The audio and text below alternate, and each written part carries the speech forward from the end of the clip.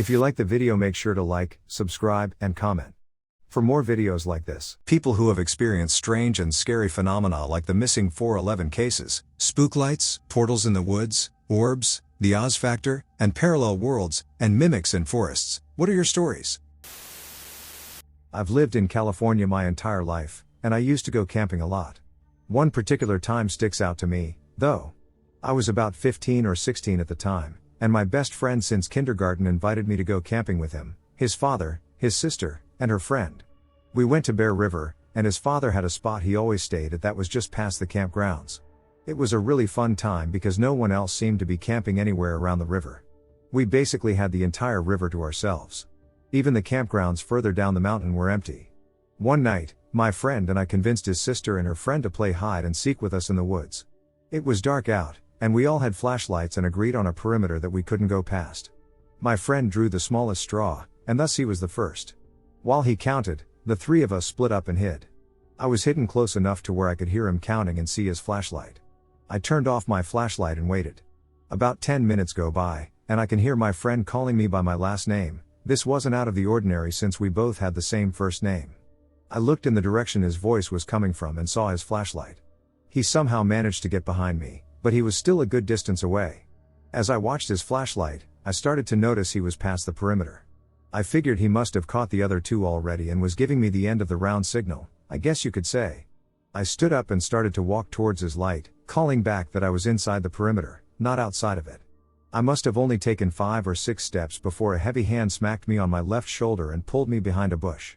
It was my best friend. His sister and her friend were with him, looking towards the light. After processing everything for a second or two, I asked who was calling me. He said he had no idea since his father was still at camp.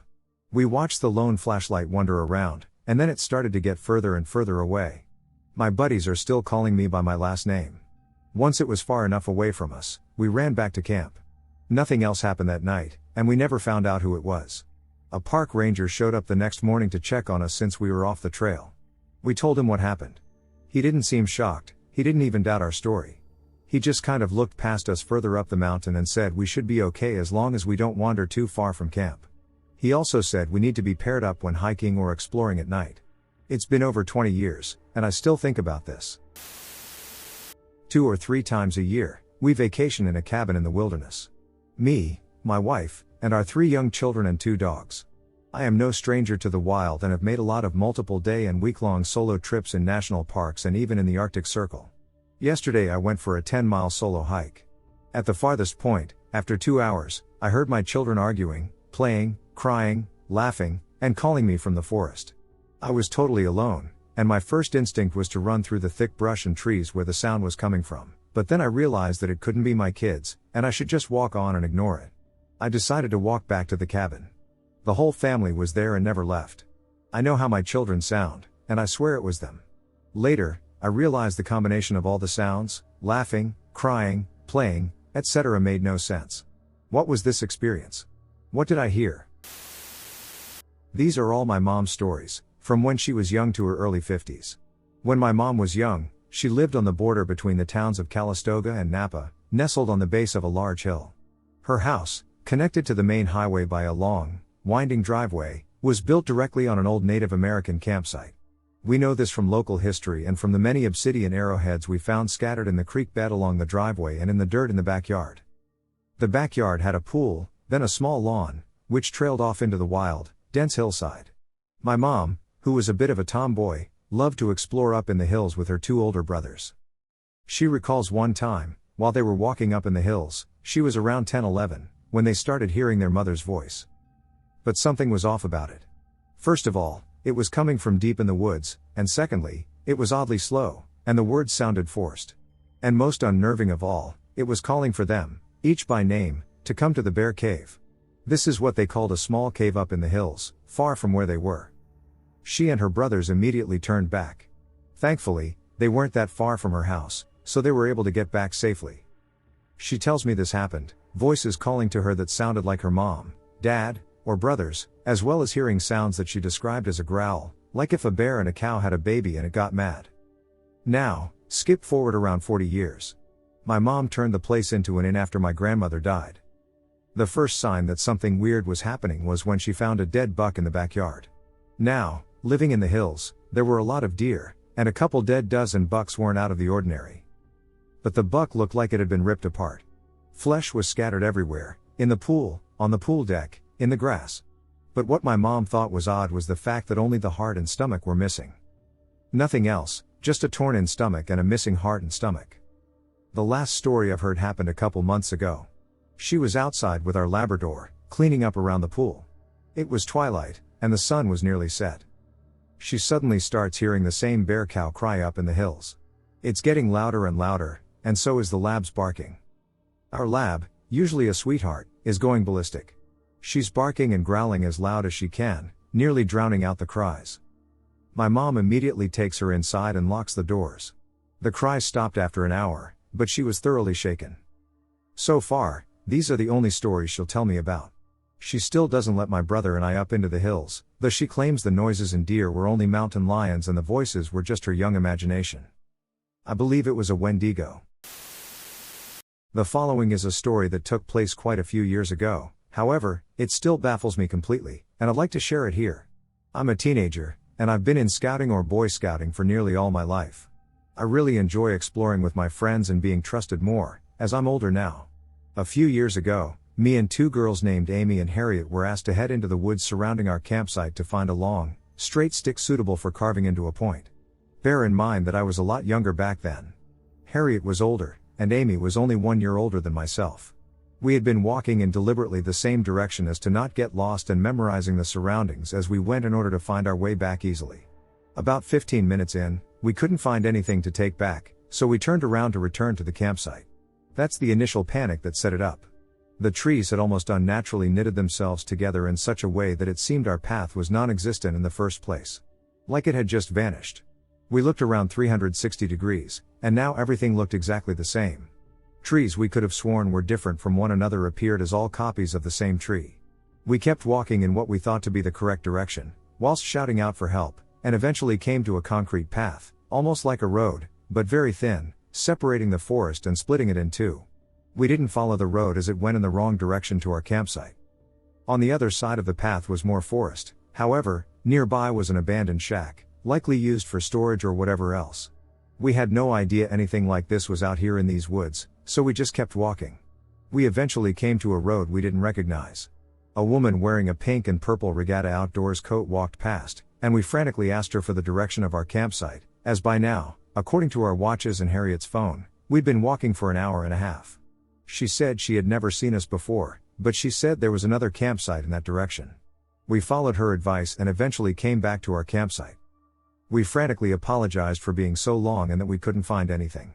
The leader Ian could see all three of us were shaken up, and he stated, confusedly, that we'd only been gone 25 minutes, and that our free time was still going on.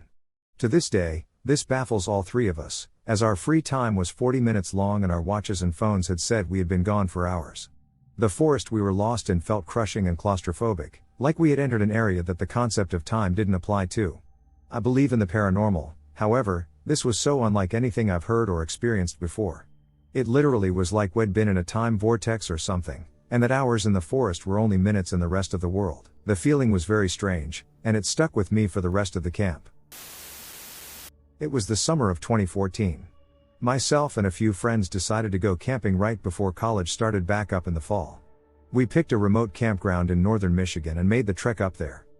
I will prelude this story with the fact that my friends and I were intensely debating the existence of God the night that we experienced things. The first night was very normal. We arrived, unpacked, set up our tents, and got out a half-gallon of vodka. We used to play a game called Five Guys, and it consisted of passing a bottle of vodka around until it was finished. We were all pretty drunk and eventually crashed. The second night was not normal, seeing as this is where things get interesting. A few of my friends wanted to smoke weed, and I'm a collegiate runner, so I politely opted out of it, along with one of my teammates that joined us for the trip. We let them use the tent, and we chose to sleep in the car since the tent was going to reek afterwards. My teammate and I laid in his car, he took the driver's seat, I took the passenger seat, and we talked for a few hours before we started to drift asleep. As my eyes were shut and I was just about to pass out, suddenly he screamed, "Hey! Wake up! Do you see that too?" I opened my eyes to horror at 2 a.m. 2030 orbs of blue light are zooming around our campsite. Now, these orbs were not little yellow firefly lights. They also were not reflections of any other lights in the woods, seeing as we were deep in the wilderness and it was so late. They were large, floating auras with a blue tint. These orbs were zooming past our car and flying all over our site, back and forth, up and down. Everywhere. I think of myself as a religious man and a believer in the paranormal, so immediately I am terrified. I shut my eyes and start praying to God, and I try to pretend these things aren't there. If I just ignore them, maybe they aren't real. After about an hour of me clenching my eyes shut and repeating Jesus under my breath, I fell asleep. I awoke, and everything was normal. We left this morning, and I never got an explanation for what I saw. I wish I would have taken a picture of this experience, but I was so afraid in the moment that all I wanted was for it to go away. Also, I felt as if taking a picture would make what happened real for me. I'm not sure whether these orbs were harmful or peaceful. I was simply afraid because a paranormal phenomenon was occurring right in front of me. I researched floating lights in the woods and found a color-coded guide for what the different color orbs might mean. Blue is spiritually associated with psychic energy and truth. It is a very calming color, and many people associate it with spiritual guidance. Some people feel blue orbs are a sign of a calming presence or energy, while others feel they indicate the presence of a spirit guide in that location. The details that I have on this story are very vague, but someone told me about a teenager who went into the Ocala National Forest to hike and then was reported missing several days later when he didn't return home. A couple of months later, he was found in the woods, and he was like a different person. He appeared to be either drunk or under the influence of drugs, but when he was tested for drugs and alcohol, the test results were negative. Mentally, he wasn't all there, but physically, he wasn't showing any signs of being exposed to anything that would cause this. He kept telling people that he had encountered something strange. It was several months before he was himself again, and he had very little memory of what had happened all those days. I've asked people that I know who live in Ocala or have camped and hiked in the Ocala National Forest, and they have never heard this story. I really didn't know this person who told me this story. It was a stranger, so I don't know if this is actually true or not. It sounds like it might be true, as strange and weird things have happened in state and national parks. I do know that over the years, people have gone into the Ocala National Forest and never came out. And were never found, no trace of them. I've driven through the forest on State Highway 40, and at night it's creepy. Sometimes it's creepy in the daytime. When I was about 6 or 7, I was visiting Flagstaff, Oz, with my cousins. We will call them Javi, male 10, and Isaac, male 14.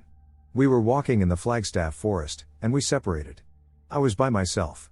I found a weird staircase, like it was ripped from a house and set in between a few trees. I walked towards it and heard a weird noise. I chalked it off as wind blowing. I ran to get my cousins because I wanted to climb it with him, maybe a sword fight or something.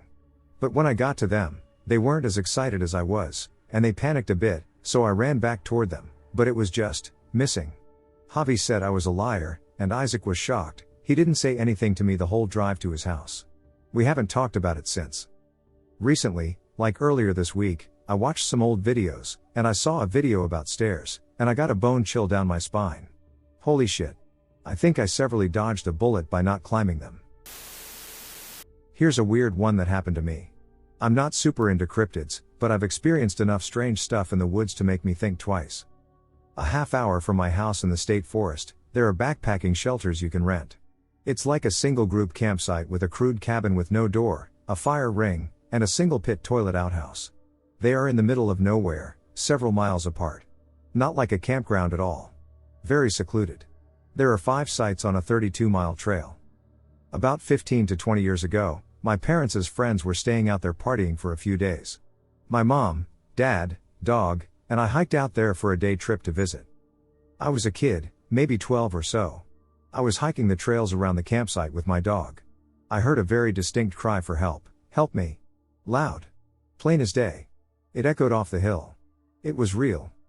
It was a soft, higher-pitched voice, either of a woman or an older child. I didn't hesitate. I started running towards the voice with my dog. Bad idea. I should have grabbed an adult. We were cresting a hill, and this voice was so loud that I anticipated seeing this person in need of help as soon as we got to the top of the hill and looked down. My dog was starting to act weird as we frantically searched for almost a half hour and came up empty. Nothing. Nobody is out there. She seemed reluctant to continue further, and we turned around. This was a large border collie/husky mix. She was really intelligent and protective of me as a child. She started to lag behind me rather than lead on the leash. I was starting to have to coax her forward a little by tugging on the lead. I told my parents and the other adults at the camp. They just kind of laughed it off. I was distraught the rest of the day. I will add that the adults were the better part of a mile away, and this noise was coming from the opposite direction of camp. Fast forward a couple decades to last year. I'm solo backpacking, which I do a lot. I decided to rent that very same spot for myself. It was my halfway point and place to sleep on a 15-mile round trip. Things are going well. I made camp and fired up the single burner stove. It was dark, almost time for bed, and I was enjoying my delicious sodium-laden ramen noodles. This uneasy feeling abruptly came over me. A feeling I've never really had before and can't fully describe. My body tensed up, I got cold. My hair stood up on the back of my neck. Right then and there, I suddenly needed to leave. Just had to. I did not have time to properly pack. I half-assed started stuffing my gear back into my pack. Then my LED headlamp with relatively fresh, or so I thought, batteries died. There is absolutely no moon. It's dark. Very dark. I pulled a tiny 50 lumen Streamlight style pen light from my pocket and finished packing. I had a large, heavy-duty contractor garbage bag that I always kept packed away to use for a makeshift rain poncho or WE. I finished stuffing my tent and sleeping bag in the garbage bag. I hustled out of the woods with my poorly organized pack on my back and my garbage bag of belongings over my shoulder. The strange thing about my story was that it wasn't quiet in the woods when things got weird. I could hear a pack of coyotes yipping and going nuts in the distance when I was hiking out. But nothing else, really. Here I am. A grown man who considers himself a proficient outdoorsman. Sprinting out of the woods? For what? From what? The dark? As a legal permit holder, I always carry a sidearm when doing long solo trips in the woods. My hand was hovering around the holster the whole way back. I made it to my car in serious record time. I loaded up and sped off. It took me a while to shake the feeling. On the way back, I did get lost, but Google Maps helped me backtrack to the fork in the trail. I completely forgot about the voice calling for help incident at that very spot a decade or so earlier. Then it hit me once I got home and unpacked in the middle of the night. I remembered that voice, looking for that person screaming for help. Me and my dog. I have knots in my stomach. For reasons I can't explain, it all kind of started to make sense to me. There was some sort of correlation. I do not venture into that area anymore unless I'm with other people. Something strange is or was out there, or something really bad happened there in the past. The Oz factor, reality bubbles, the dead silence, Oz effect, is a common sign of Missing411 portals. I have read countless such stories about this phenomenon. People describe this silence as being muted or dampened. For example, they may still hear the sounds around them, such as the sound of a river or frogs around them, but instead of being at their full level, it sounds as if someone turned down the volume or something. Or sometimes it's as if the sounds of the outside world are going through water or some other invisible barrier, coming out quieter or distorted. On some occasions, people reported that allegedly the world around them stopped or slowed to a crawl. For example, birds would freeze in the air. But that is an uncommon accompanying effect. Other reported satellite phenomena with the silence have been visual distortions, either a color filter superimposed on their field of vision, as in an astral projection experience, or a full-on gravitational lensing effect. I have a theory about why that silence occurs. It happens when a person enters a so-called reality bubble. It is a kind of bubble in reality, a place that is outside of the Earth and the usual world as we know it. It is a localized field or bubble where the usual laws of physics do not apply or are modified in some way. This is due to entering another realm, for example, the realm from which interdimensional entities come. It is a kind of portal. Either there are naturally occurring anomalous phenomena located in the woods that the person casually stumbles on, or this reality bubble or portal was artificially created by interdimensional entities, who have an innate ability to do this, or by highly advanced technology wielded by the UFO phenomenon. The field, or reality bubble, is created around the person. This explains why sounds are lowered or not heard at all, because they are having trouble going through this field. If the people saw events around them being stopped or slowed to a crawl, it means that the field had some time manipulation properties, such that the person was in a different time-space than the outside world. I have read about several astral projection experiences where the person saw the world around them through a color filter. So when a person physically goes into such a reality bubble, it may be indicative of being transferred into another realm, such as an astral realm. This is connected with the abduction phenomenon. People apparently get transferred into another realm, a different reality or plane of existence. Perhaps it is a way that these interdimensional entities abduct people by first casting a reality bubble around them. I have read a story about a woman who was enveloped in a reality bubble and saw people in the outside world. She called to them, but they could neither hear nor see her. The other thing that I know is that something like this could be created via advanced technology instead. For example, people have allegedly reported seeing UFO crafts that were able to fade in and out of reality, which I interpret as jumping via different realms. I think that the UFOs come from another realm to our realm, and they create portals and reality bubbles to get them here from there. According to Al Bilek, the United States Navy was able to replicate this effect in the Philadelphia experiment. They put Tesla coils on a Navy ship, generating an electromagnetic field so powerful in fact that they were able to generate a reality bubble around the entire ship. While the equipment was turned on, the electromagnetic field was being held up, and the ship quite literally disappeared from its location and was transferred into another realm. Then, when they turned off the generators, the field went down, and the ship rematerialized into our own reality. Certainly, UFOs have the technology available to generate such fields and jump between dimensions. Paranormal entities may be able to do that as just an innate ability that they possess, without necessitating any advanced technology. I know that the universe is composed of only about 20% real matter. The other 80% of the universe is composed of dark matter. We can't see it or interact with it in any way. The only way to detect the presence of dark matter is via gravity. There are certain spots in space where there's apparently nothing there, and yet there's a gravitational field corresponding to invisible objects being located there. No one knows what dark matter is. The scientists only theoretically know. But I know what dark matter really is. I think that it is the matter that comprises those other realms from which non-human intelligences come. I know that all planets, such as the Earth, have a lot of dark matter on them. It means that the Earth has a presence in other realms as well, but it is a much different Earth, populated by beings that we have no knowledge of. All matter has a vibrational frequency. If you increase or decrease the frequency, the object disappears and reappears in another realm. There are multiple realms that are stacked on top of each other like layers of a sandwich. And each layer corresponds to a different frequency. By changing the frequency of an object or a craft, we can move along the layers. It's like tuning into a radio station. For every frequency, there is another channel. There is different content. So in every frequency of matter, there is a different environment, with its own life forms. People have reported seeing gray aliens, big feet, apes, and other weird entities. I don't think that they come from other planets. I think that they come from other layers of reality.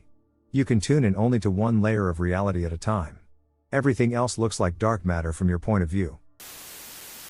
So this was told to me by a very good friend of mine some months ago when I was describing Missing411 to him. Sounds like what happened to me in Yosemite that one time, he said, and when I asked him what he meant, he looked shocked that I didn't already know the story.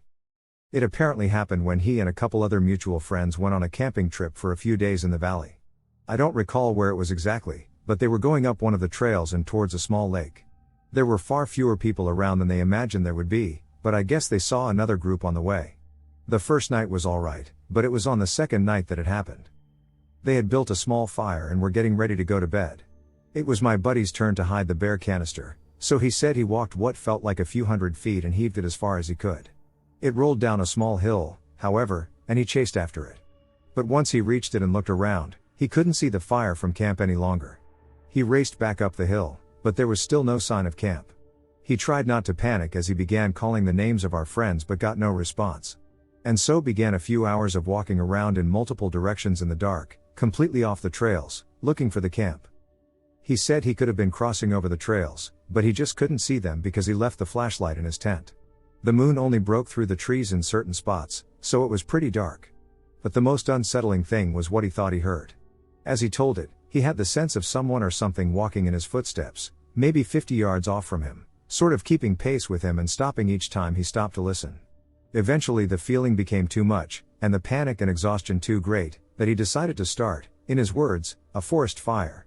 I guess he just heaped a large pile of sticks together and used his lighter, and it rapidly grew into a huge blaze, nearly out of control. Sufficiently secure at the top of some sort of small, 10-foot or so drop-off, and with the fire in front of him, he lied down to sleep until daylight.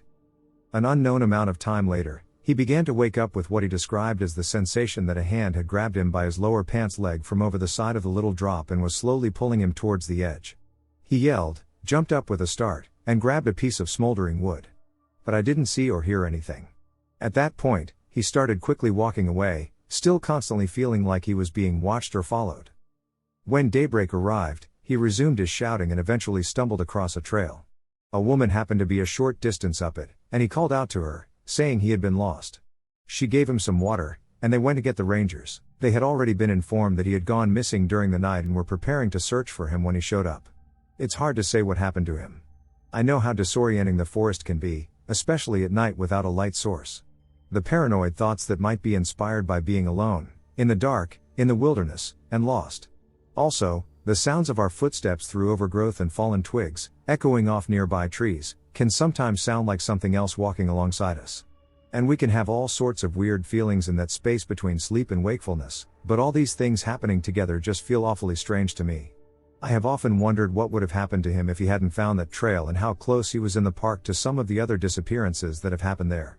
It was a really bizarre situation, for sure. Maybe it was nothing. I'm just glad he didn't end up as a case in one of the books.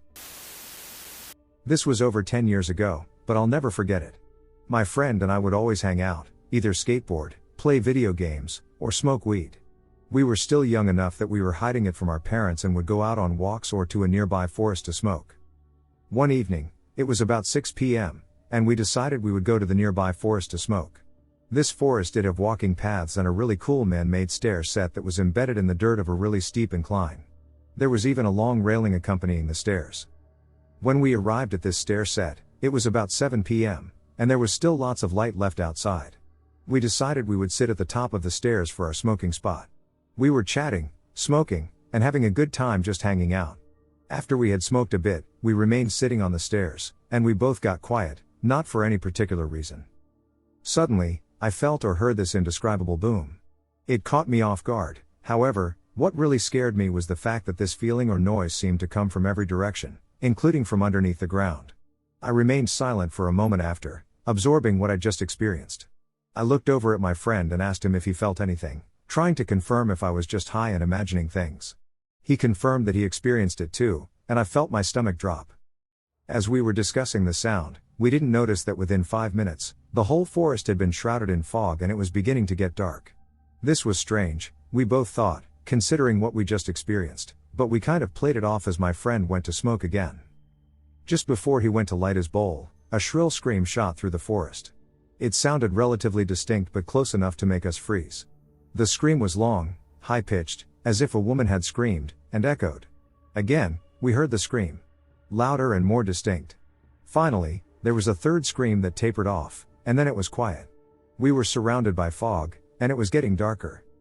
At this point, we decided to pack up and leave, both being very uncomfortable with the series of events that had taken place. We got out of the forest, which takes about 20 minutes or less, and there was no fog to be seen. We played off the whole experience and didn't talk too much about it, chalking it up to a weird experience at most. We ended up losing touch with each other later on, but ended up getting back together several years later for his wedding.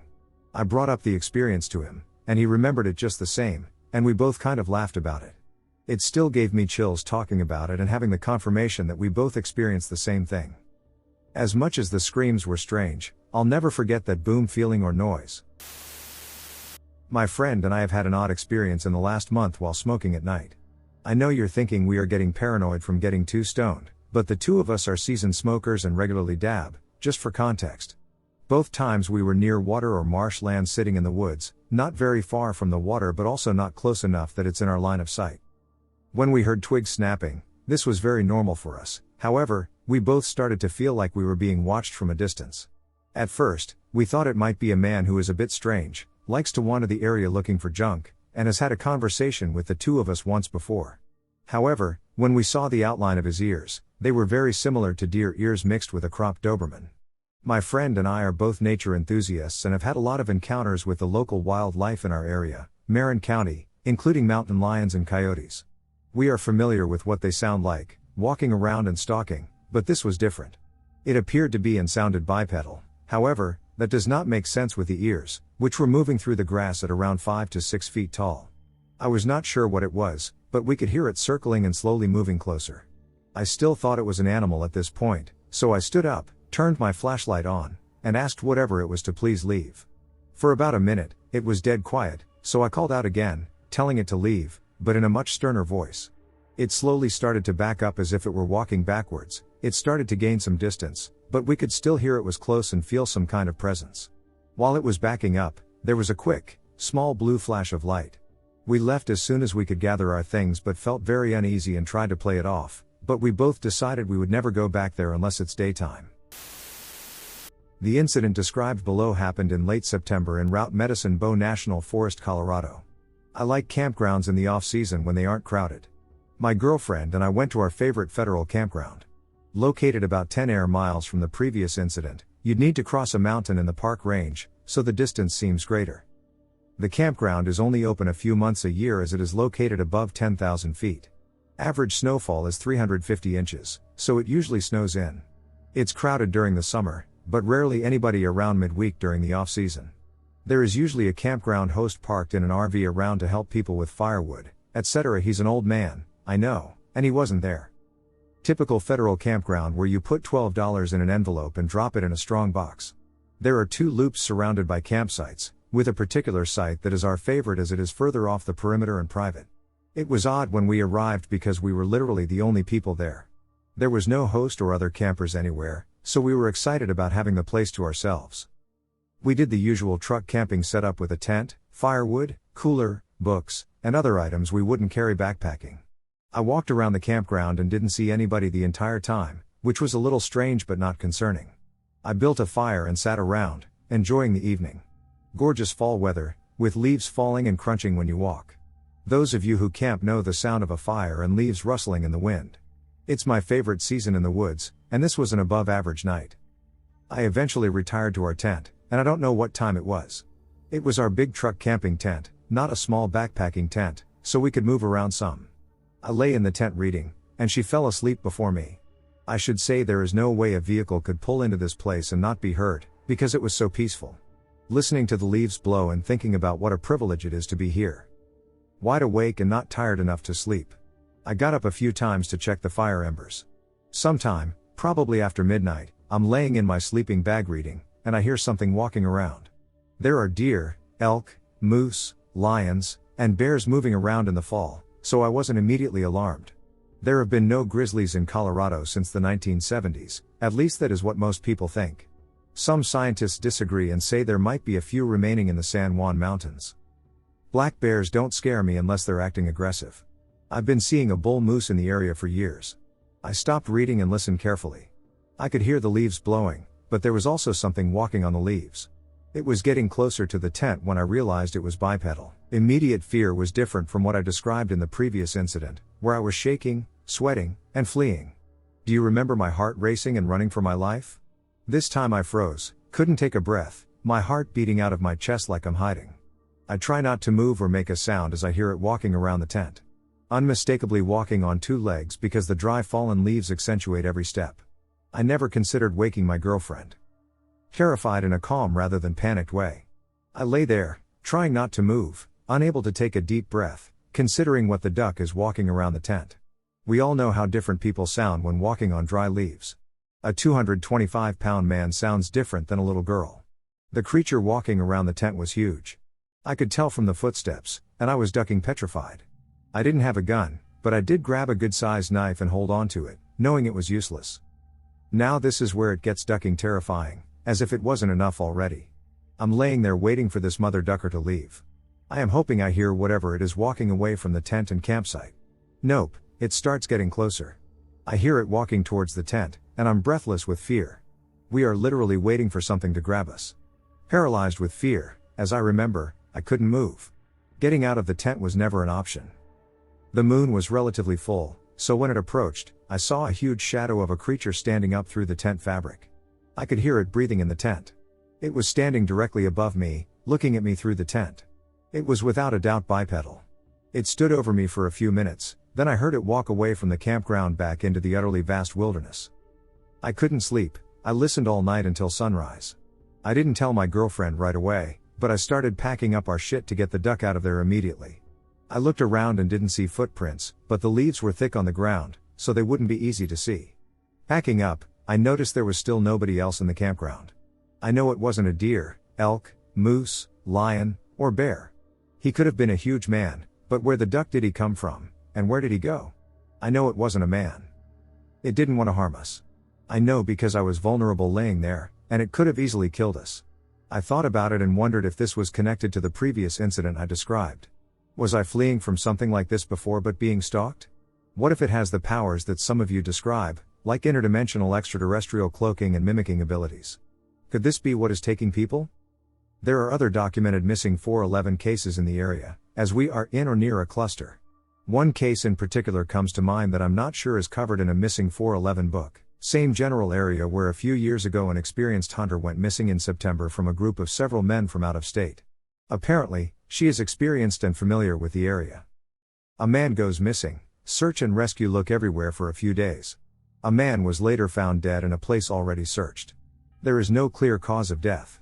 I know one of the search and rescue people, and he said it was really ducking weird since they searched where he was found relatively close to camp. Did this man piss off whatever was watching me? What the duck is happening? Finally, to help give context to the setting, I'm sure some of you will say it was a man. This is a vast wilderness and one of the more remote areas of the lower 48. I encourage people to look at a map of Route Medicine Bow National Forest and the Zirkle Wilderness. This particular campground is isolated. There is an approximately 3/4 mile drive down a dirt road off the main road to the campground, so you hear vehicles approaching. There is nothing but vast, expansive wilderness in the direction from which it came and went. It's alright if you don't believe me or offer an opposing point of view. I am not trying to convince anybody of anything. Lastly, this wilderness isn't like Georgia or Ohio, where you'll eventually run into civilization if you keep walking in any direction. You could walk for weeks and many miles without seeing anything but backcountry. Me and my buddy wanted to go hiking. We found the Whitewater Falls Trail on the North Carolina/South Carolina border and went up a night early. We didn't get there until 11 p.m. There were no cars in the parking lots, no cars were passing on the road. No signs of other people or buildings could be seen. Me and my buddy were about to smoke when we heard a scream and immediate owl noises far away, like an echo. This was weird, but we weren't too freaked out. We walked back to the truck, and within a 2-minute span, we hear a devilish giggle and a constant like scream howl type of noise that none of us could recreate if we wanted to be less than 50 yards away at the tree line. So we left as soon as possible. Come to find out, 50 people have died in the past 20 years. The noises would have been coming from the waterfall area, but then right next to us. We all had an eerie feeling since we got there. Anyone have any lore on this at all? The Nowhere Police. There is a 13-mile hiking trail in the forest, which I have completed many times over the years. There are several backcountry shelters along the trail, 2 of which I have camped at. One shelter is about half a mile south of the cemetery. The trail leading between the cemetery and the shelter is rather well developed as a road can be after being abandoned for 200 years. The campsite is named Hall Springs for the array of natural springs that emerge from underground between the cemetery and shelter. There are ancient stone structures along the abandoned road that appear to be from the same time period as the mining operation. These look similar to chimneys, but there is no central opening, so they appear more like giant pylons, beckoning to something that no longer exists. To reach the Hall Springs shelter, one would typically hike the first 10 miles of backcountry. Several years before the first encounter, I had invited a friend and her young brother to camp with me, who were not as keen on long hikes as I was.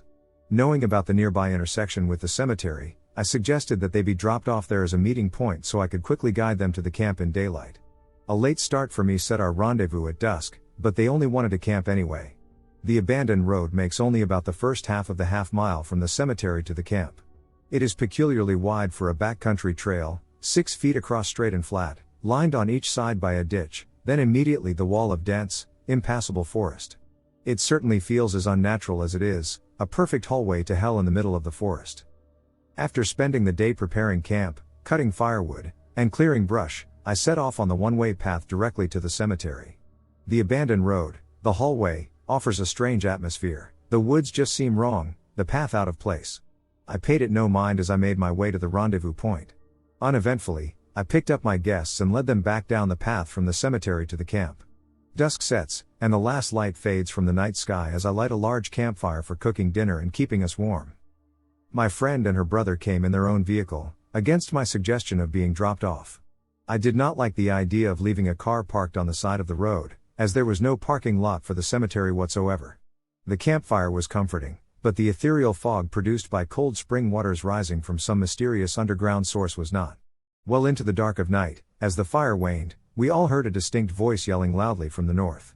I sat up from my bench bed and stepped towards the forest. The light of the campfire made a sharp gradient, ending immediately in foggy blackness so dark that even the forest was obscured from sight. Just at the edge of the fire's light, I stopped with my ear towards the voice, discerning whatever I could. Words I could not distinguish, merely a male voice, gruff and loud. While I could not perceive words, there was no mistaking an authoritative, demanding tone. Demanding that I comply with words that I failed to understand. My fears had been confirmed, and I knew the source of the voice immediately. The police had found an abandoned vehicle on the side of the road and were demanding that we return immediately to face the consequences. The voice was commanding us to come north, back to the cemetery, to answer for our crimes. I am not a criminal, and I thought at once that I must return to meet the police officer in the cemetery to explain that we were simply camping and apologize for the inappropriate parking. This train of thought made perfect sense to me, but simultaneously, it made no sense. We were in the middle of nowhere, at the end of a dead-end road, in the middle of the night. My friends were upset, but not stricken that we had been busted, as I suggested to them. I agreed with them that either the police officer would come down the trail directly to us and we would work it out peacefully, or in the very worst case, the vehicle would be towed and we would simply call for a ride home. The night passed with no police officers and no more voices from the direction of the cemetery. With the efficiency of Occam's razor, I had easily explained the voice calling from the dark forest, yet an uneasiness stayed with me through the night, and I slept waiting for something unknown at the front of the shelter with a K-bar firmly in hand. I've always wanted to find a platform to share this story, and I felt like this was the right place. My dad told me this story several times in the context of a weird, cool event that happened to him when he was 10 in the late 1970s, as if he were time traveling. As I got older, though, this story started to really terrify me, especially since I used to go into these same woods often to play growing up. His story starts off with him doing the normal thing he does sometimes, as a 10-year-old boy might do, going up to the family forest to play on the outskirts. Mind you, this entire area spans over 65 acres that we own, but overall, it spans miles. He said it was a normal day and nothing was out of the ordinary, until he got about halfway through the field towards the woods. He looked into the entryway of the woods and heard multiple men's voices coming from inside. My grandfather used to be a farmer, so my dad thought that it may have been him doing something with his uncles. Being curious as kids are, he runs over to the woods to investigate. There, he walks into the woods until he comes across an entire logging crew clearing the trees. He said it was nothing like he had ever seen before, as the men working were completely ignoring him and doing their work as if he were invisible. The other strange thing was the fact that all the logging trucks and the clothing the men were wearing looked extremely outdated. Now that he thinks back to it, he says it was at least 30 years or more behind. He starts walking through the area and trying to ask the men where they came from and who they were. One man finally notices my dad, squats down to him, and says, "What are you doing here, kid? You need to go back home." My dad, very confused, agrees to follow the man back to the edge of the woods. They wave goodbye, and my dad starts walking back home. He says all he can remember after that is starting to walk back, but waking up on a small, inclined area in the woods. The sun was now setting. He had been gone for nearly 2 hours, according to his mom, and she had been yelling and calling for him for hours to get back inside before dark, and she was getting really worried, as he only normally stayed gone, playing up there for only about an hour. The weird thing was, he said, that it only felt like he had been gone for about 15 minutes. He also never took naps or fell asleep outside like that, and it's never happened since. For some reason, he never felt the need to bring up what he saw to my grandmother. I still don't understand why he never did, and to this day, he doesn't really know why he didn't either. He said that when he got home, it was like he couldn't really speak at all, and he was incredibly drained. As the next few days went by, he told himself that it was probably real and that his dad probably hired people to clear out the woods for lumber sales. He said things got really weird when he went back the following week, and it was as if the men were never there at all. The trees weren't cut, no tire marks, nothing. He still didn't bring it up with his folks for some unknown reason. Years later, as an adult in his 30s, he sat down with my grandfather one day over lunch, and somehow, getting on the topic, my dad wanted to ask him a few questions. By this point, my dad was convinced he either had a very weird dream and really did pass out, or he had traveled back in time. To be honest, up to this point, he really did think of it as a possible strange dream, until my grandfather answered a few of his questions. He asked my grandfather questions about the property itself, including how many times it had been logged, among other things involving logging. He said the biggest thing that stuck out was that my grandfather told him that about 30 or 40 years before my dad was born, his family had hired a logging company to come clear the area to sell lumber.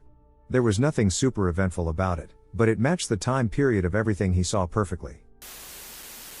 This happened about 10 years ago, when I was in college in Tennessee. I had a friend who was studying photography, and I often joined her to go shoot photos of scenery. One of the favorite photo ops were local cemeteries. After noticing some strange orbs in nighttime cemetery photos, we became fascinated with the phenomenon and began to pursue the elusive orbs, finding maybe a dozen in 100 photos. As a tough guy skeptic, I always brushed it off as dust or bugs reflecting in a camera flash, but it would be lying to say that I was not somewhat intrigued by the suggestion of something paranormal in these cemeteries. One evening, I suggested a cemetery that I had visited before. It was an hour-and-a-half drive on country roads into rural Tennessee. With the sun setting, we got in the car and began the trip.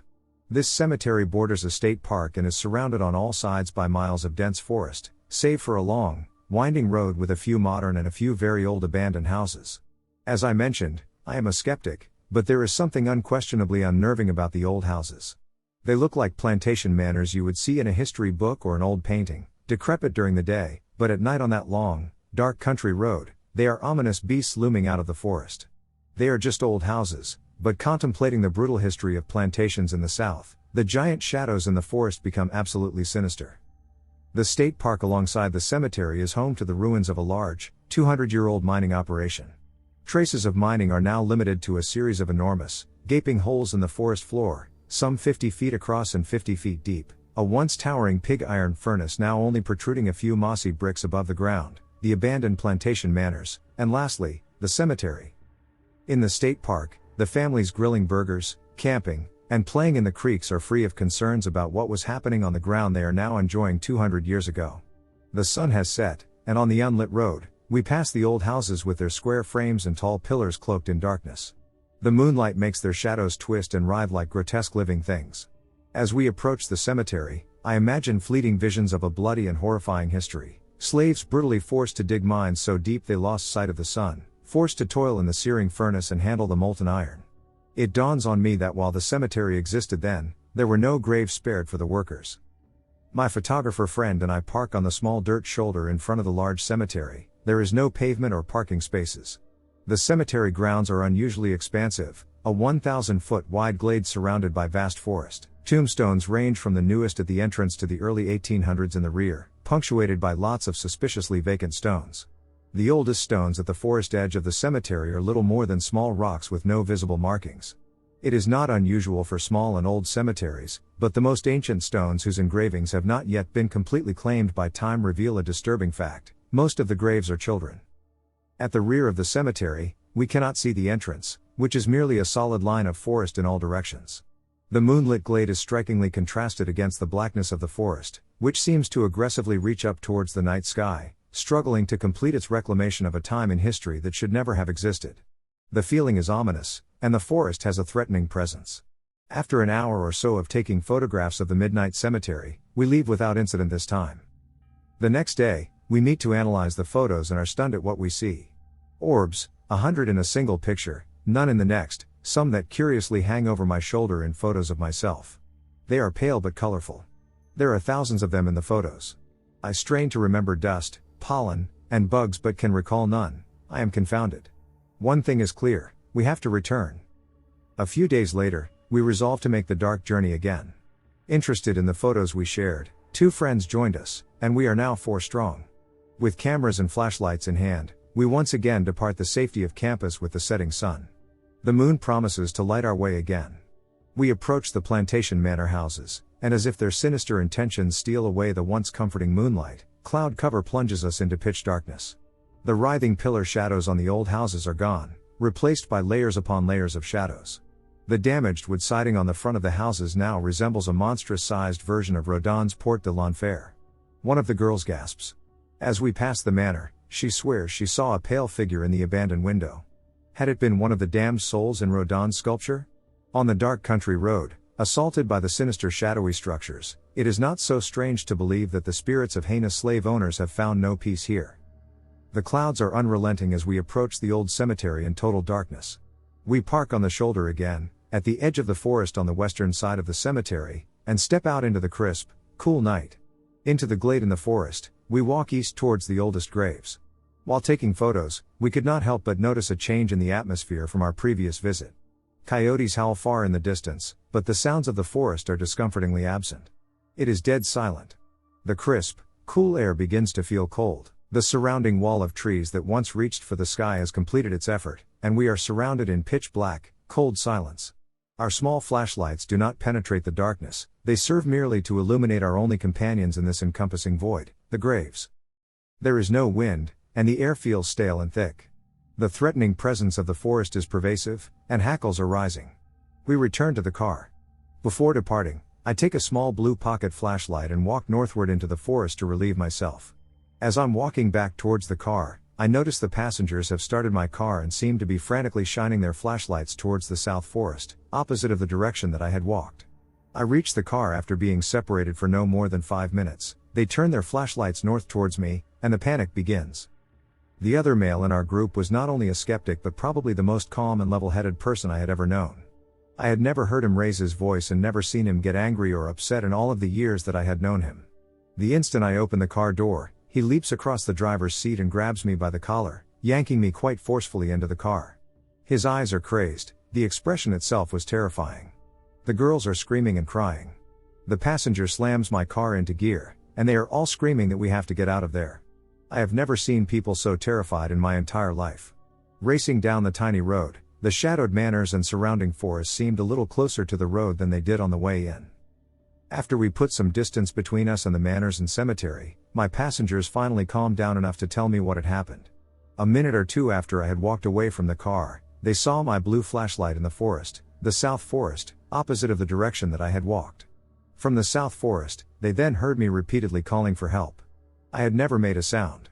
At that moment, they were deciding to go south into the forest to look for me. When they saw me approaching from the north, they completely panicked. They believe some sinister forces very nearly lured them into the forest. I live in the Blue Ridge Mountains, very close to Stone Mountain State Park. I am also an avid hiker and have hiked many miles in these mountains. There are a large number of granite boulders at the base of this mountain, some as big as a small cabin. They have always been fascinating to me, and when you enter the wooded area where the boulders are, there is an eerie, seemingly empty void of wildlife. 1. This happened last year while hiking with my boyfriend and our dog. We had seen a couple of the waterfalls that day and were going to hike to the lower falls.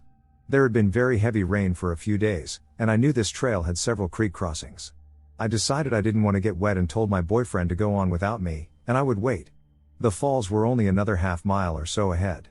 BF and the dog go on across the creek and disappear out of my line of sight. As soon as I couldn't see them anymore, I was suddenly aware of how quiet the woods were. No birds chirping or squirrels rustling leaves. I don't usually get spooked, but all of a sudden I had this overwhelming sense of dread. I felt as if something was watching me, and I could shake the feeling. I had an urge to run after my boyfriend and started the creek crossing when I saw him come dashing back towards me. He, too, had an overwhelming sense of dread and didn't get 10 minutes down the trail before he turned and ran back to me.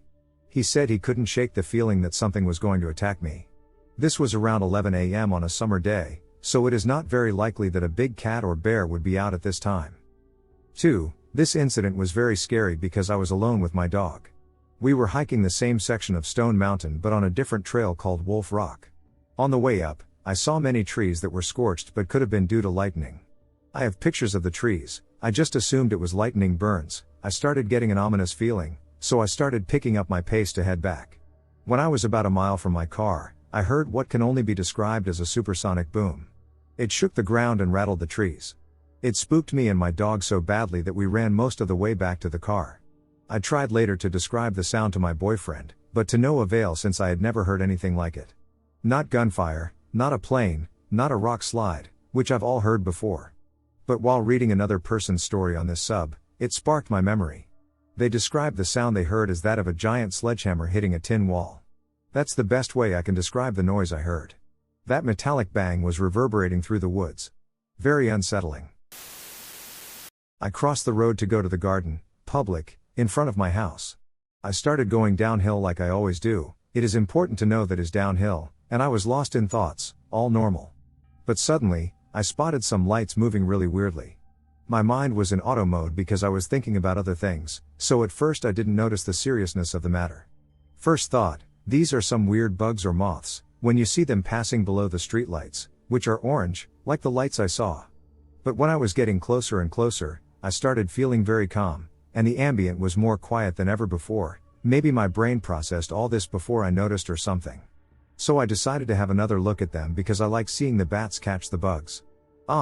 I have goosebumps and chills, and I'm not in the weirdest part. When I looked there, I saw 6 lights moving synchronized. They were like one unit. While I was watching this, I was getting closer because there were some freaking lights, and that is normal, right? Second thought, okay, I use glasses, so that was to be some lenses or something.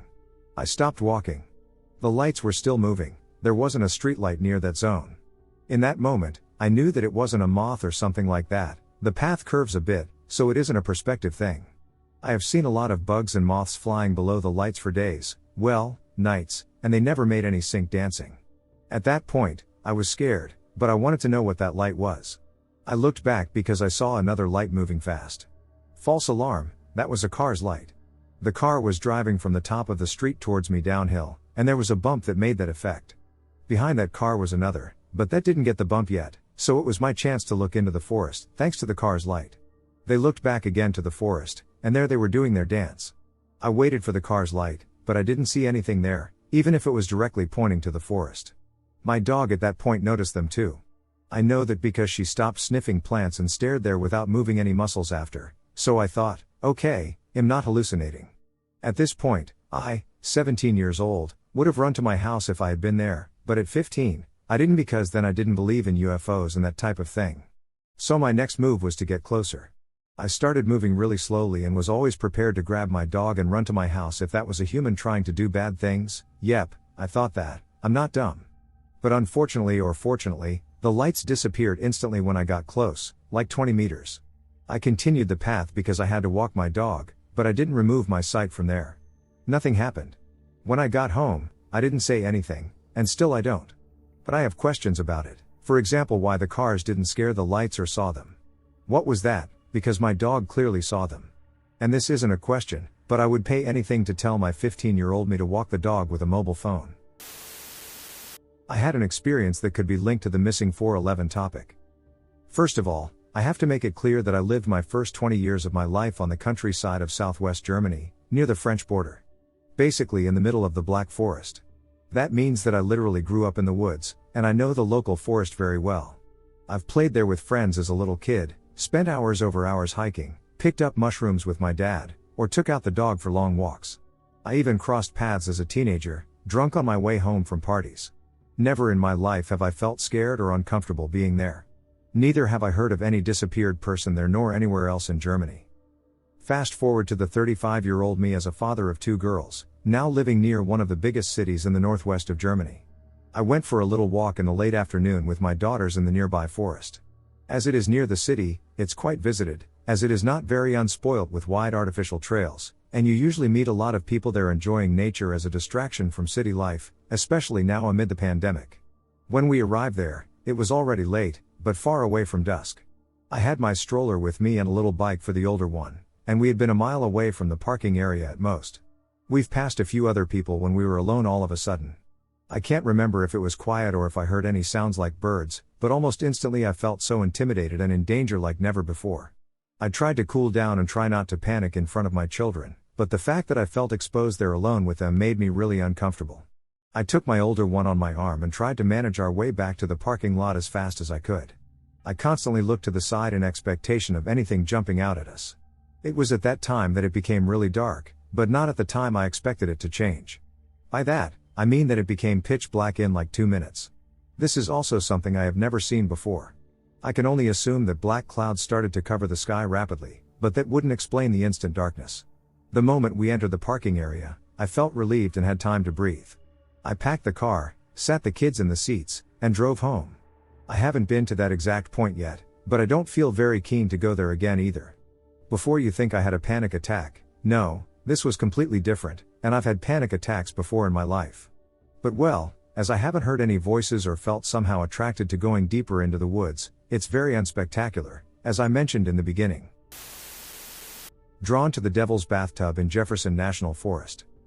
I'm writing this quickly while the details of our experience at the Devil's Bathtub in Jefferson National Forest, Virginia, are still fresh and clear, as I can already feel them fading on the way home to Chattanooga, Tennessee.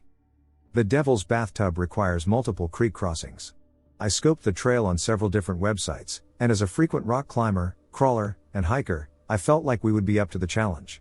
I knew that, as a group of 2 women in their early 30s and 2 preteens, we would be a bit slower than what the websites suggested, but again, I felt no insecurities.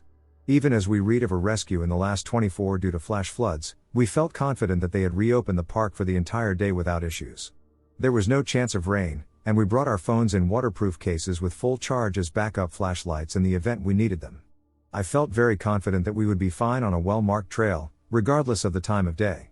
I screenshotted several of the maps I found with clear markings and made note of what to look for to ensure we were on the correct path. I even saved someone's local directions by noting landmarks like the descending rope and rusted fishing boat. Yet something I could have never expected or prepared for happened to my best friend, her daughter, and my sister tonight. We arrived at the parking area around 7 p.m. With an estimated sunset time of 8:30 p.m. we noted an old red Chevy truck and a pair of men's shoes. We began to walk towards the first crossover, and we saw a man's pair of pants by the water. I took this as a good sign that others were on the path with us and kept in mind that there was a possible shoeless, pantless man roaming the woods with us. The girls were scared as the water was knee-deep in one spot in the stream, and I tried to make sure I remembered the specific spot as it would be our last stream to cross on the way out, and I didn't necessarily want me or the girls to get back in the car totally soaking wet. My friend, Brittany, and I coaxed the girls across and celebrated as we shared the first feeling of accomplishment together. We moved on deeper into the forest, following the yellow markers, crossing multiple streams, and my sister, 11, began to move quicker and quicker ahead of us. Being diagnosed with ADHD, I thought nothing of it. She often has spurts of energy at random times, and I attribute it to excitement. Brittany's daughter, Lexi, 11, called to my sister, Kat, slow down. Why are you going so fast? I called Kat. She just seemed to move faster. I started to get annoyed. Lexi was far behind Kat, and I felt like she was being rude to her friend. I called to her again, Kat, slow down. Wait on me. It's right here, guys. What's right there? Do you see the rope yet? It's here. Come here. Look. It's here. Brittany looked nervous at this point, and she had already asked me about turning back several times but had pushed through as we all watched Kat push deeper and deeper into the forest. We all struggled to keep up with her. I had borrowed shoes from my mother that were not designed for this terrain. I just couldn't catch her. This seemed to go on endlessly, for at least 10 real minutes, when I finally came to a steep descent and she stopped. Brittany very politely and calmly begged the 3 of us to start back, and momentarily, I felt a tinge of worry too, but for some reason, I told Kat, fine, run up to the edge of the water and see if you can see the rope, and if you can't, we're turning back. Kat took off the trail and quickly reached the edge of the next crossover, and as I yelled, can you see the rope? She disappeared. Not necessarily in front of me, but she was standing at the edge, and then she was not. Maybe I looked down at my footing, maybe I blinked. I can't remember, but she was gone. I told Brittany that I was going to get her. I was mortified that she kept running ahead. It wasn't something she usually did. She usually stuck along with her friend while mildly, yet consistently, complaining about being tortured in nature away from her precious iPhone and TikTok like every other 11-year-old girl.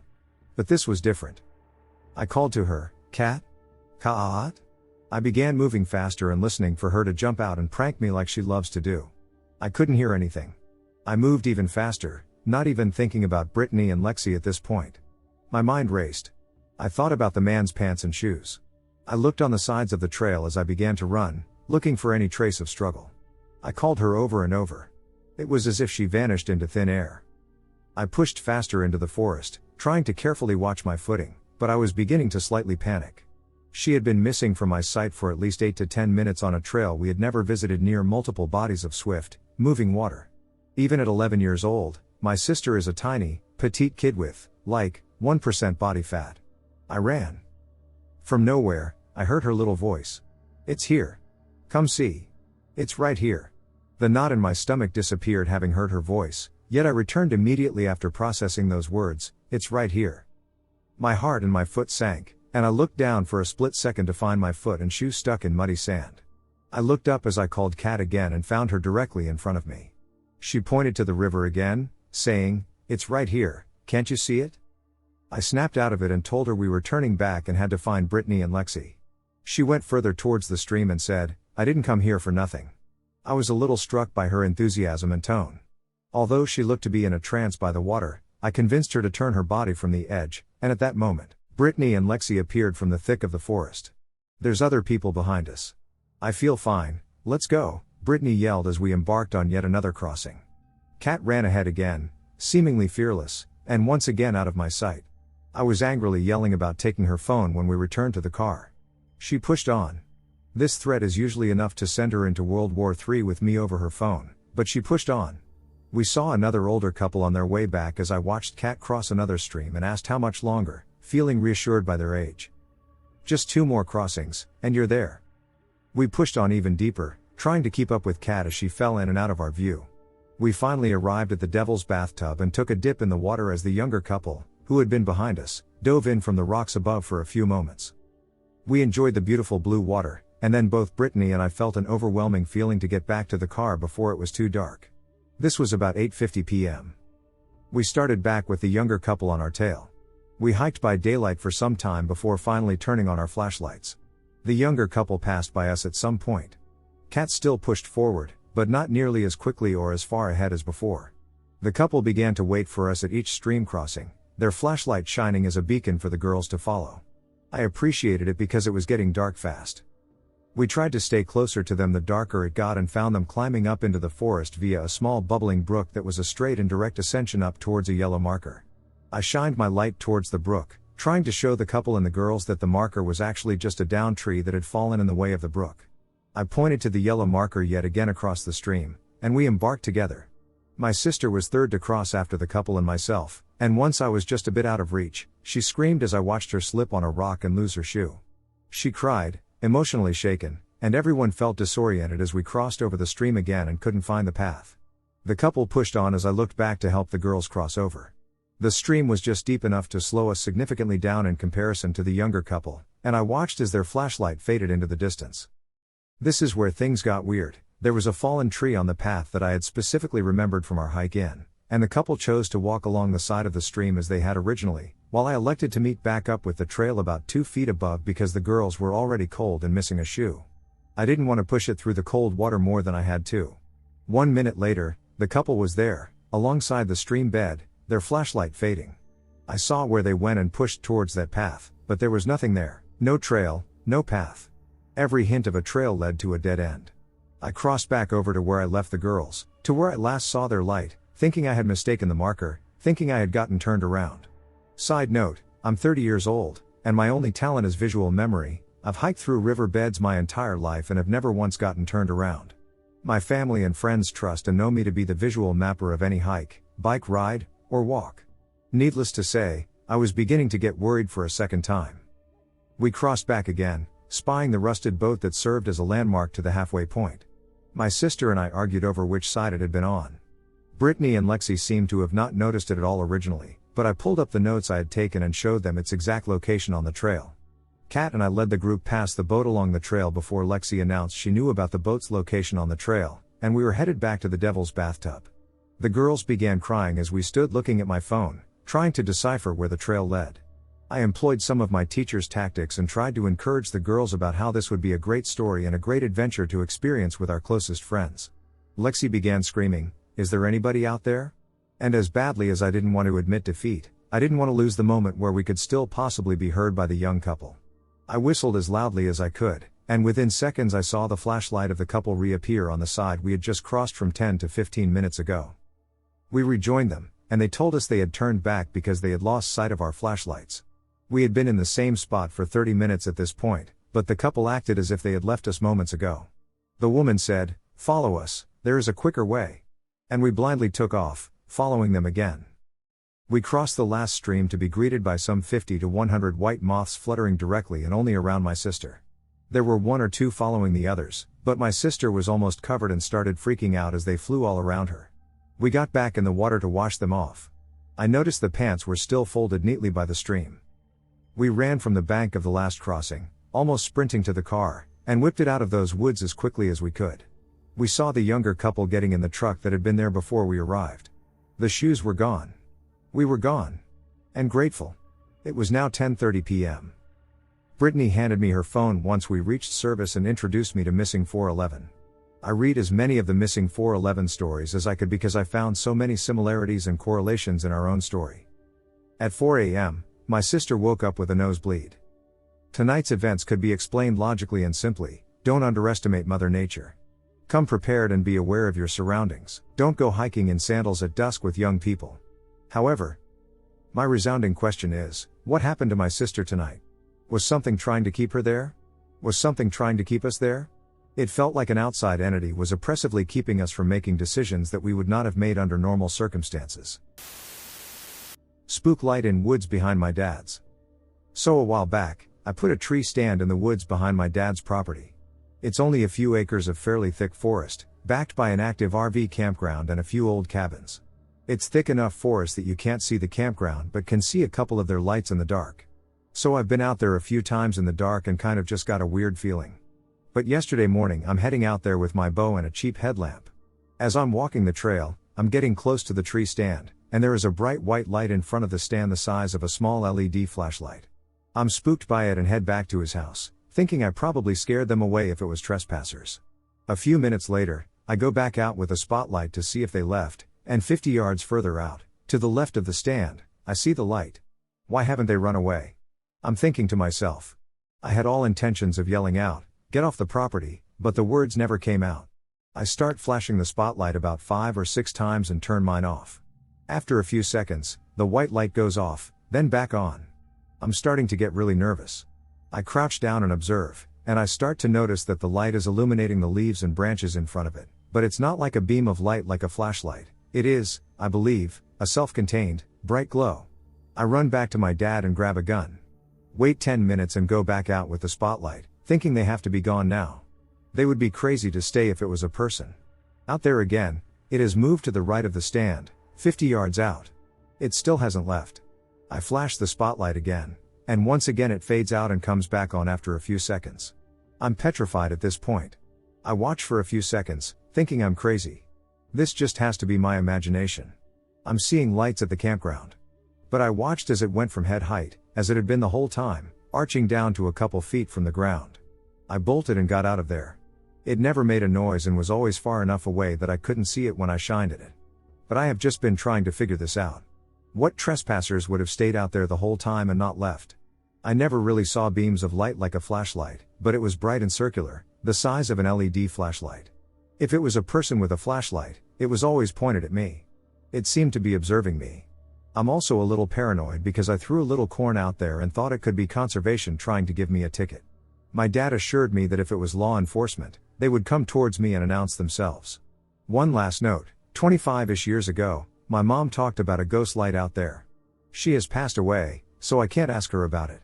I did ask my older brothers, and they remembered her talking about it but didn't know the details. She also claimed to have seen green orbs in the field across from the house 25-ish years ago and a cow dead in the field the next day. So what the heck do you guys think I was out there with? Human trespasser or paranormal? I told my wife as soon as I got home, and her opinion was that I was out there as a protector of the deer. Please let me know what you think. A mysterious interdimensional portal that can alter time is hidden in the Arizona mountains, treasure hunters say. Here are some stories. Treasure hunters who visited a canyon hidden deep in southeastern Arizona near the Mexican border say that they saw strange lights in the sky and stones falling from the heavens. The most intriguing thing about their story is that they encountered a mysterious stone archway that can alter time at random. Is a time portal hidden in the Arizona mountains? The following story was reported by treasure hunter Ron Quinn, who, together with his friends, visited the mysterious canyon. This fascinating journey into the unknown began in early 1956 and still remains an unsolved mystery today. It all began during a 2-year adventure into southern Arizona in search of lost mines and hidden Spanish treasures. High among the rugged terrain bordering Mexico, my brother Chuck and I discovered a location where time itself is altered. This natural freak of nature lies deep within a region seldom visited by modern man. The reason I'm bringing this tale to light after all this time is because something in the works might affect this interesting place. Tucson Electric Power Company plans on building a 345,000-watt high-voltage transmission line from Tucson to Nogales. The line could come quite close to this site. When this line becomes active, what, if anything, will this enormous voltage do to this delicate location? Enhance the natural energy already lurking within it, or nothing? Only time will tell. The following stories all took place around this mysterious location. Lights are in the sky. This all began after my release from the military. My brother Chuck asked if I'd be interested in taking an extended trip to Arizona to search for several of the legendary lost treasures allegedly hidden during the Spanish occupation. This ignited my adventurous spirit, so plans were made. We saved enough capital, with the help of our parents, for 2 years. I was 23, Chuck was 26. We left Tacoma, Washington, on March 20, 1956. Our final destination was Arivaca, Arizona, a small desert hamlet of perhaps 70 residents. This old adobe village was located squarely in the center of the country, harboring some of these well-known hidden treasures. About 3 weeks into this treasure game, Chuck and I were relaxing at camp one evening. Towards the south, the craggy peaks of the Tumacacori Mountains were silhouetted against the darkening sky. Our attention was directed toward 2 large balls of blue-green light slowly descending behind the mountains several miles away. They were not flares, as no sound of aircraft broke the silence of the night. Both vanished within minutes.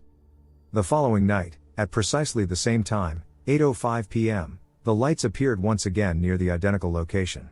These also disappeared behind the peaks. Several days later, Louis Romero, a local cowboy who rode for the Arivaca Ranch, stopped by. Over several weeks, we became friends and learned a great deal about the history of the area from him. While in Arivaca, we heard from the locals that if Louis tells you something, you can bet your life it's the truth. During one of his weekly visits, Louis told us many stories centering around the nearby mountains. Several bordered on the paranormal. After describing the odd lights we had seen, he smiled, saying he and others had spotted them since 1939 in the same location. Over the months, we saw them several more times. Doorway to the Gods. One day, as we were returning to Arivaca, we spotted an old truck parked beside the road with a flat tire. Not having a spare, the gentleman stood beside his vehicle, trying to hitch a ride to the nearest service station. We picked him up and soon arrived at the Kinsley Ranch and gas station. After having the tire repaired, we returned John, an Indian, to his truck, where we mounted the tire for him. John couldn't thank us enough, as not many white men had shown him such kindness. A month or so later at camp, we spotted a rider approaching, and we were surprised to see it was John. He told us he was working temporarily for a local ranch, checking the fence lines. While talking in general about the surrounding country, Chuck mentioned we were treasure hunting. As a boy, John said he heard many of the tales of lost mission gold and silver. He also believed some of the tales were true, as treasure was found in 1907 near Nogales. Later, John told us about a mysterious stone archway. Roy told him we came across such a formation south of camp. John's first words were, "Did you walk through its opening?" Walt answered, "No. We noticed it while descending a slope, but paid little attention to the oddity." John told us that around the 1800s, 3 Indians were hunting and, upon returning to their village, discovered a stone archway. Being in a jubilant mood, they began chasing one another through the opening in a playful manner. Moments later, one jumped through but never emerged from the opposite side. Fearing they had entered some sacred ground of the gods, the remaining 2 fled the scene. Arriving at the village, they told the medicine man how their friend had vanished before their eyes. As the story spread, others journeyed to the high plateau to gaze upon the stone structure. Rocks and other items were tossed through, but nothing occurred, until an elderly woman approached. Tossing in a live rabbit, it suddenly vanished. The Indians backed off in fear and spread the story of this doorway to the gods, as it came to be known. John himself has been to the site on many occasions. The only time he witnessed anything strange was around 1948. A big storm had blown in, and the sky was filled with dark clouds in all directions. As he rode past the archway, he noticed the sky through its opening was blue, no clouds were visible. Dismounting, he walked cautiously toward the formation and peered through. The mountains on the other side hadn't changed, but the sky was clear. Looking around the corner of the structure, the sky was once again covered with dark clouds. Fear gripped him, and he rode off. Some believe John was looking into another time period through the portal. We asked John, if the story was indeed true, why hadn't it been investigated?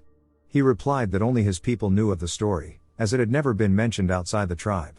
The only reason he told us was because we had shown him kindness while stranded beside the highway. Curious, we decided to make another trip to the remote site with Roy Purdy and Walter Fisher, 2 fellow treasure hunters who were camping with us. It's a rugged climb, and the torturous, craggy mountains play no favorites. Enter their domain, make an error, and you'll be added to the list of the injured and missing. This mysterious area is covered with windswept rock formations that dot the landscape. Searching further, we discovered an enormous deposit of geodes. The ground was littered with them. Some had broken open, revealing their crystal-lined interiors. As we approached the archway, the structure took on a menacing appearance. It stood beside a rocky slope and was perhaps 7 feet high by 5 feet in width. Its columns measured approximately 15 inches in diameter and were made of andesite. Chuck jokingly tossed several rocks through, but nothing happened. Next, I placed my arm in. Roy, the superstitious member of our foursome, said I was flirting with danger if the story was true. Knowing his nature towards the unknown, I decided to play a joke. I suddenly yelled, like something was pulling me through. Jumping back, I began laughing as Roy cussed me out. By now, we were all close friends, so no offense was taken. After several hours, we left this interesting location, carrying a number of geodes. I remember glancing back at this lonely part of the world, wondering if there was truly something within the area that could alter time at random. Was it just the archway itself, or were other unknown natural forces at play? We would definitely discover the answer, at least to the time-altering question. Horses from beyond. It was roundup time on the Arivaca ranch. That evening, Louie and several others were camping beside the corral, just north of the mountains, to get an early start the following morning. As they sat around having coffee and making small talk, Louie noticed how still the night was. Most evenings, one could hear the night sounds of the desert. But this time it was unusually quiet, and the livestock seemed restless. As they were about to bed down, they suddenly heard the rumbling of approaching horses. As the sound grew closer, one could hear the clattering of hoofs among the rocks, accompanied by the whinnying of many horses. As the sound increased, the boys dove for cover, expecting to see a herd of horses stampeding through camp. But as the rumbling reached the opposite side of a nearby canyon, it abruptly ended. The following morning, they searched but found no evidence of horses. Louie mentioned that wild horses once roamed the country around the turn of the century. Were Louie and the others caught on the outer edge of some time change? It turns out they were near our mysterious archway. Indian Revisited. During the mid-1940s, Louie and another ranch hand came upon the skeletal remains of what appeared to be the remains of an ancient Indian. Beside the body was a rotten bow. The Indian's clothing was made of animal skins, and a leather moccasin clung to one foot. The skull and one leg were missing. Could this have been the Indian who vanished so long ago? The body was discovered less than a mile south of our strange location. They buried the remains nearby, marking the grave with several large rocks. Louie noted that the body didn't resemble 200-year-old remains. Before hearing the above tale, I often wondered what became of the Indian allegedly swallowed by the archway. If the portal was visible from the opposite side, why didn't he come back through? He might have never noticed a change, and, to him, his friends had disappeared. Not finding them, he eventually returned to his village and perhaps also found it missing. Perhaps he was somehow transported forward in time and, for some unknown reason, died on that lonely hillside, only to be found by Louie years later. The Shimmer. One day, Walt and Roy had their own weird experience near the stone portal. They returned there because Walt wanted to collect some geodes for friends in Tucson. Looking toward the archway, both saw it appear to shimmer. According to Walt, this lasted several minutes before it slowly faded. During this period, both felt a strange pressure within their ears. Roy said, "That's it, Walt. I'm outta here." After gathering a number of geodes, both left with Roy leading the way, rather fast. During the summer months, temperatures can reach 110 degrees. The heat waves dancing off a flat surface can make objects appear to shimmer while looking through them. But this was mid-January, and the temperature was around 60 or so. Old Roy would never again return to the site, no matter how we tried to persuade him. Was the shimmering and air sensation the beginning of some activation that never reached its full potential? Seeing the expression on Roy's face after he returned to camp, take my word, it happened. Ghost camp. A number of individuals have disappeared from the unfriendly, rugged hills over the years. Did some make the unfortunate mistake of entering the portal at the wrong time? The following suggests that possibility. While the four of us were checking out an old silver mine, we came upon a deserted mining camp that Louie had told us about weeks earlier. Everything was left behind: rotted clothing, tools, drill steel, old blankets, and cooking utensils. Everything was there to maintain a functional camp. By the looks of several items, I'd say the site was active during the 1930s. It looked as though somebody just walked away and never returned, or couldn't. The camp was almost a mile from the bizarre site high above. Did this party fall victim to it, or did he become discouraged with mining and abandon camp? I find this highly unlikely. We also heard a story about a lone prospector who arrived each October and remained until spring. This continued for several years. One day, he vanished, leaving his horse, wagon, and camp behind. It was located near a saddle in the mountains, just north of, you know what? A body was never found. We visited this site and found a deep shaft nearby with numerous open cuts on a hill. Was he prospecting or treasure hunting? It was rumored that some bandits' loot, 2 bags of gold coins, was buried within this area. Stories like this keep people like us searching.